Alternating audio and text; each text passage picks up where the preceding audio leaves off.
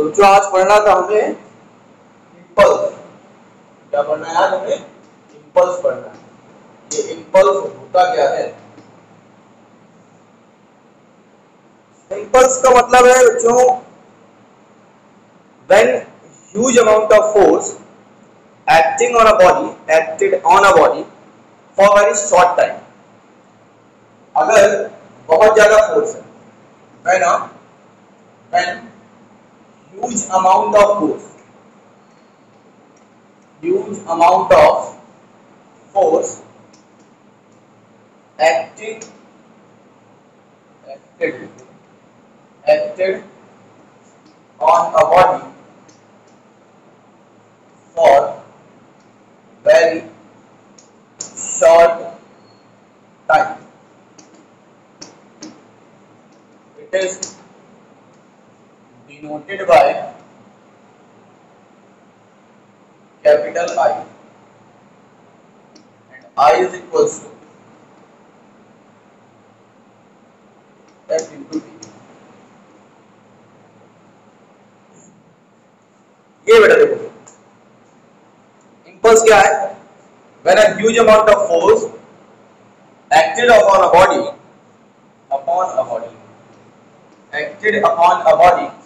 for very short time।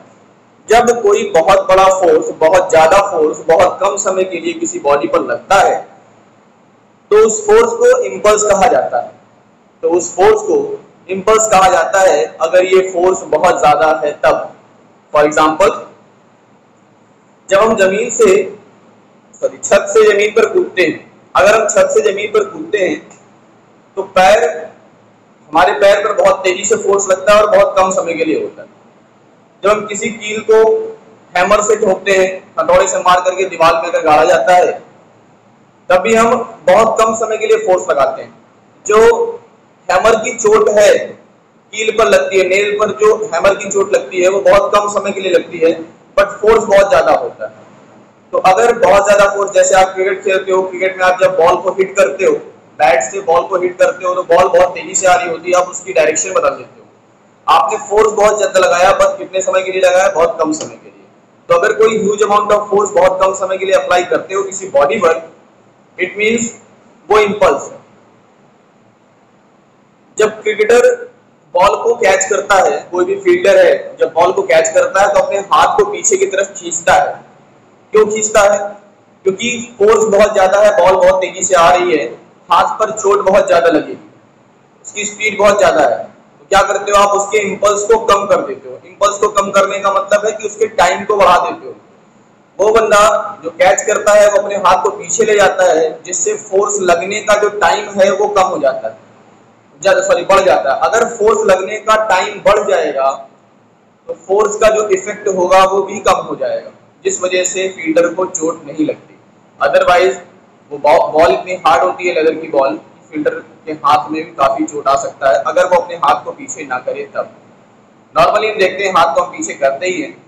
इससे क्या होता है, जो हाथ पर जो हमारे फोर्स लगना था उसको हमने ज्यादा समय के लिए लगा दिया। ज्यादा समय के लिए लगा देते हैं तो हम आसानी से, हमें चोट कम लगती है, इंपल्स बढ़ जाता है। अब दूसरी चीज ये हो सकती है, दूसरा एग्जांपल ये हो सकता है कि आप बालू है, कहीं बालू रखी हुई, आप छत से कूदते हो, और अगर आप बालू के ऊपर कूदो और जमीन पर कूदो, क्या फर्क पड़ेगा? जब आप जमीन पर डायरेक्टली कूदोगे शायद आपको पैर पर ज्यादा चोट लगे, अगर आप बालू पर कूदते हो तो आपको चोट कम लगती है। रीजन क्या है? रीजन सिर्फ और सिर्फ यही है कि जब आप बालू पर कूदते हो तो बालू से आपका जो बालू होती है थोड़ा सा, उसमें आप धंस सकते हो, आसानी से उसमें आपके पैर जा सकते हैं। जब आप गिरते हो तो जमीन तक पहुंचने में आपका टाइम बढ़ जाता है, आपका फोर्स कम हो जाता है। टाइम बढ़ गया, फोर्स कम हो गया तो इंपल्स कम हो गया, तो आपको चोट कम लगती है, अदरवाइज आपको चोट ज्यादा लग सकती है। मे भी समझ में आया? इंपल्स समझ में आ गया? क्या है impulse? Huge amount of force जब बहुत छोटे समय के लिए, बहुत कम समय के लिए लगती है तो उसको इंपल्स कहा जाता है। यूनिट तो आप आसानी से लिख सकते हो, इसकी यूनिट क्या होगी? इंपल्स की यूनिट क्या होगी? SI unit. SI unit of impulse क्या होगी? बता सकते हो कोई? बताओ।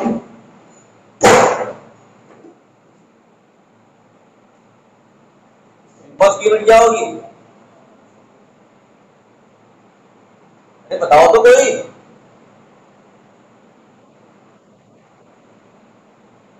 किलोग्राम मीटर पर सेकंड? नहीं यार, वो तो किलोग्राम मीटर पर सेकंड मोमेंटम की होती है। मोमेंटम होता है F is equals to M V. M का मतलब मास, मास की यूनिट केजी। वी का मतलब वेलोसिटी, वेलोसिटी की यूनिट मीटर पर सेकंड। तो केजी मीटर पर सेकंड, ये तो मोमेंटम की हो गई।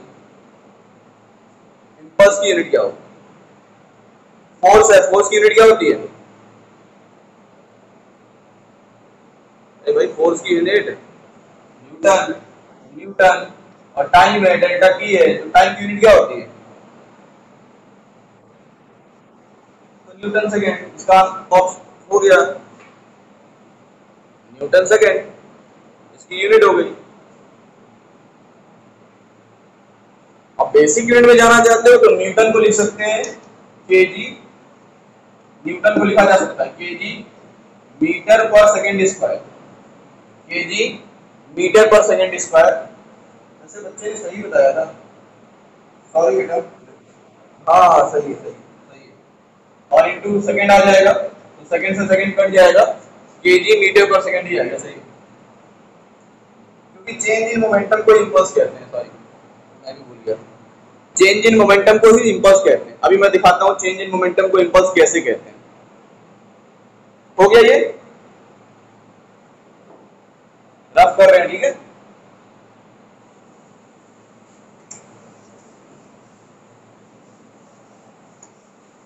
चलिए, अभी हम लोगों ने सेकंड लॉ जो पढ़ा था, जब न्यूटन का सेकंड लॉ पढ़ा था, तो उसमें क्या पढ़ाया गया था? F is directly proportional to delta P upon delta T, ये पढ़ाया गया था।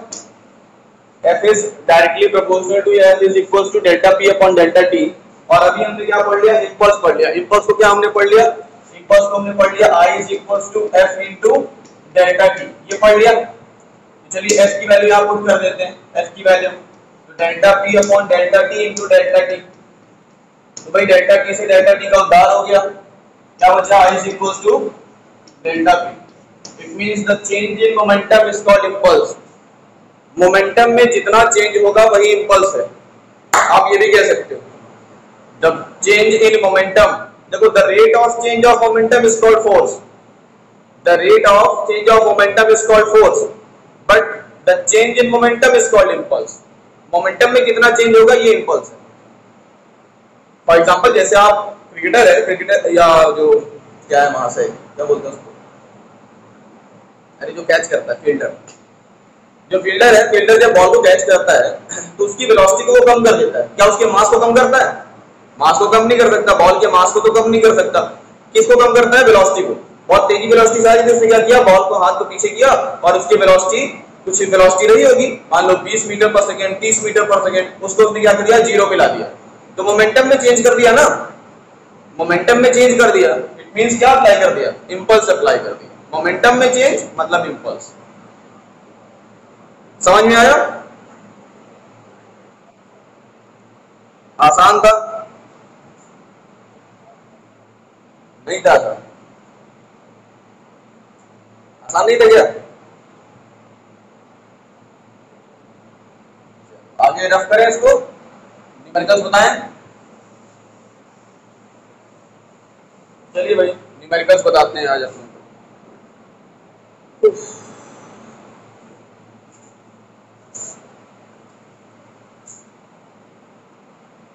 पहला न्यूमेरिकल लिखते हैं। A force of 100 Newton acting on a certain mass for 4 seconds.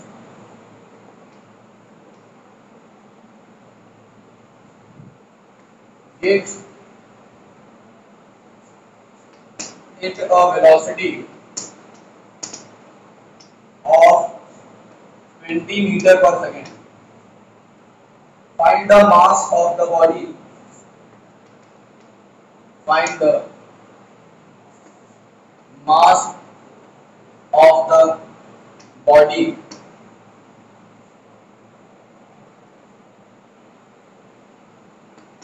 if the body was initially at rest। चलिए भाई बताइए, यह क्वेश्चन लिखा हुआ है। क्वेश्चन है a force of 100 Newton acting on a certain mass for 4 seconds। किसी body पर जिसका मास हमें नहीं पता है, उस बॉडी पर 4 सेकंड के लिए एक फोर्स लगता है, वो फोर्स है 100 न्यूटन का। जब फोर्स लगाते हैं तो उस बॉडी की वेलोसिटी कितनी हो जाती है? 20 मीटर पर सेकंड हो जाती है। उस बॉडी की वेलोसिटी हो जाती है 20 मीटर पर सेकंड। तो बॉडी का मास कितना था, ये आप हमें बता दीजिए। बॉडी का मास कितना होगा, ये हमें बता दीजिए। If the body was initially at rest, अगर बॉडी रेस्ट पर रही हो तब, मतलब बॉडी की इनिशियल वेलोसिटी 0 आपको दे दिया गया। कोई बता सकता है?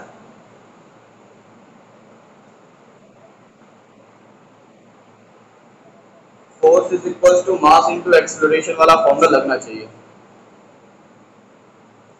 लगाएं, देखते हैं। तो भाई F is equal to ma according to Newton second law of motion. F is equal to m और a को लिखा जा सकता है final velocity minus initial velocity divided by time यानी t, है ना। क्वेश्चन को रफ कर दें, स्क्रीनशॉट ले लिया होगा सभी लोगों ने।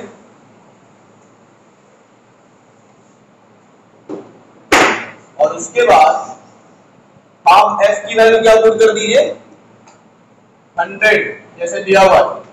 मास आपको फाइंड करना है, वेलोसिटी कितनी दी थी, फाइनल वेलोसिटी 20, इनिशियल वेलोसिटी 0 और टाइम कितना लगा था, 4 second. 100 is equals to m 20 upon 4। It means cancel होने पर कितना आएगा, कितना आएगा कैंसिल होने पर? हाँ बोलते नहीं हो, सामने होते तो गलत आवाज आता तुम लोग। m is equals to 100 upon m is equals to, अच्छा 20 के आप बता लिए सब लोग ना, आप बता लिए, बड़े अच्छे बच्चे हो, बहुत पढ़ते हो, कितना अच्छे से आंसर दे देते। हो गया, समझ में आ गया? अगले क्वेश्चन पर आए। चलो अगला क्वेश्चन देखो, रफ कर दे इसको।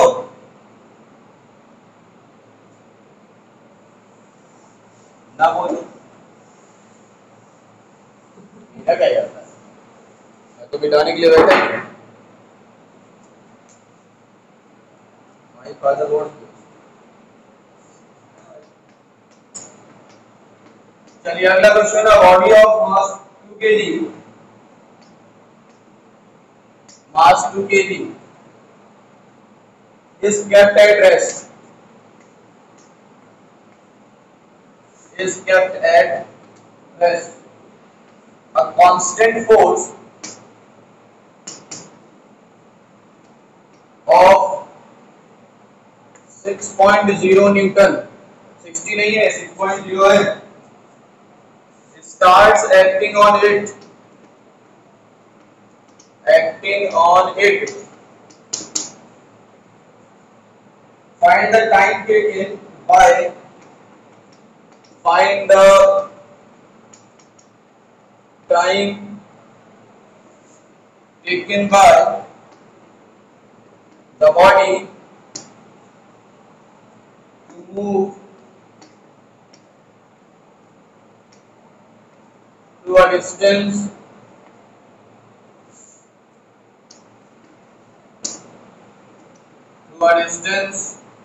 of 54 metre. बोलो अच्छा, क्या किया जाए इसमें?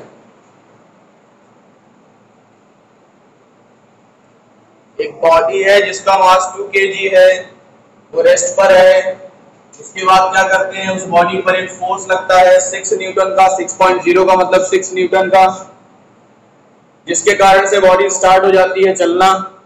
जाहिर सी बात है, हम किसी बॉडी पर फोर्स लगाते हैं तो क्या होता है, बॉडी मूव करती है, अपने पोजीशन को चेंज करती है। अगर रेस्ट पे है तो मोशन पे हो जाएगी, मोशन पे है तो रेस्ट पे हो सकती है, या फिर शेप साइज जो भी बदलना चाहो बदल सकते हो।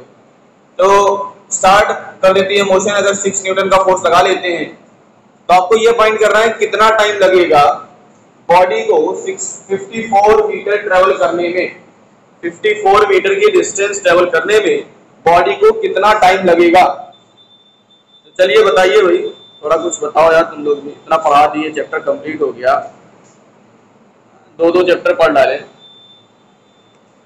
क्या किया जाए इसमें? 6 सेकेंड्स। अरे कैलकुलेट तो कर लिए भैया, कैसे किए हमको भी सिखा दो। टाइम तो तुम्हारा एकदम सही आया है यार, कहाँ से देखे हो, कौन बताया वैसे,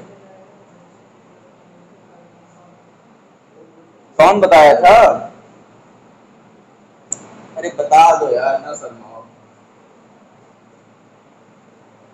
नहीं बताओगे? चलो ठीक है, रफ कर रहे हैं इसको और आंसर आपको बताते हैं कैसे सॉल्व होगा। आंसर बताना कोई बहुत बड़ी बात थोड़ी है, आंसर तो कोई बता सकता है, सॉल्यूशन बताओ तो जाने हैं? आंसर बताए तो क्या होता है, आंसर तो देख के कोई भी बता सकता है। सॉल्यूशन, इनिशियल वेलोसिटी वही 0 कह रहा है, इनिशियल रेस्ट पर है, स्टार्ट्स फ्रॉम रेस्ट, तो इनिशियल वेलोसिटी हो गई 0। मास कितना हो गया, मास कितना दिया था 2 kg, फोर्स कितना है, और कुछ दिया था, हाँ डिस्टेंस दिया था, डिस्टेंस एस 54 मीटर। क्या फाइंड करना है, अरे बोलो, हाँ टाइम फाइंड करना है।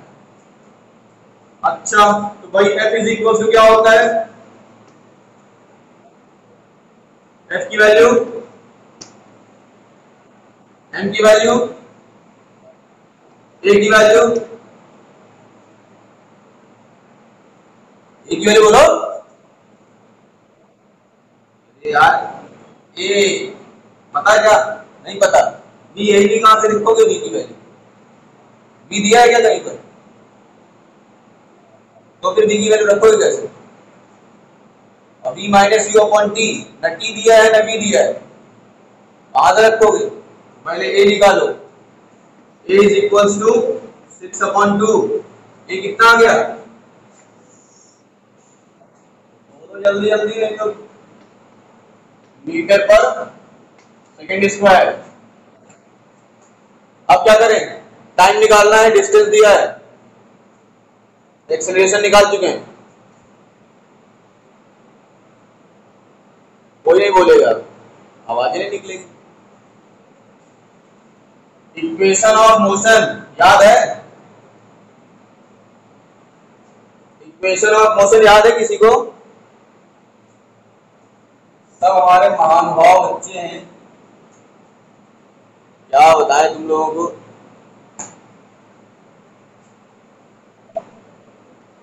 S is equal to ut plus half at square,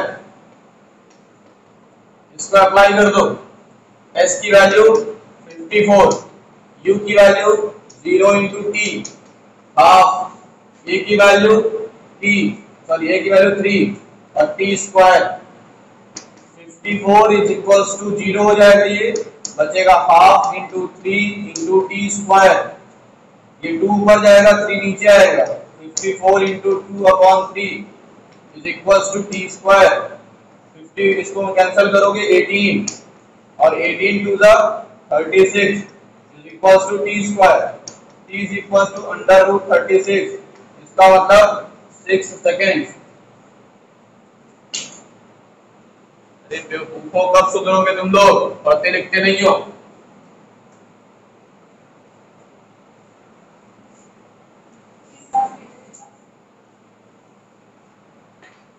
अरे सब बैल बुद्धि है सर, क्या किया जाए। पढ़ना लिखना है, 9th क्लास है सर, एक तो सवाल नहीं बता पा रहे हैं।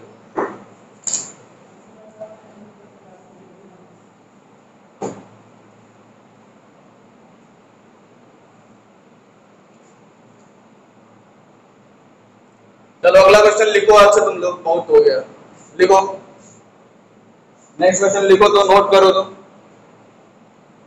आवाज आ रही है ना मेरी?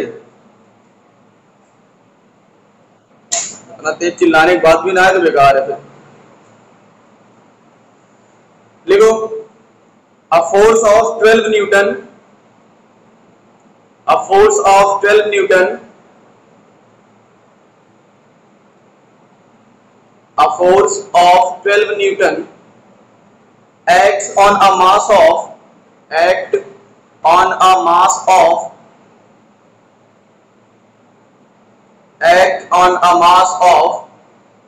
1.5 kg, 1.5 kg at rest for 3 seconds, for 3 seconds,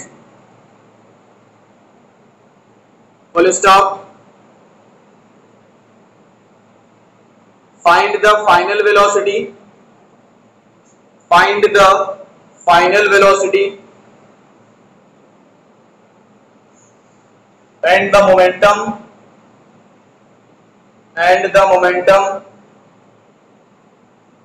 of the body,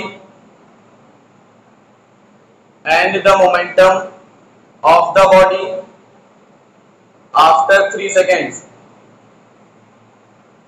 after 3 seconds. हो गया? 12 12 10 + 2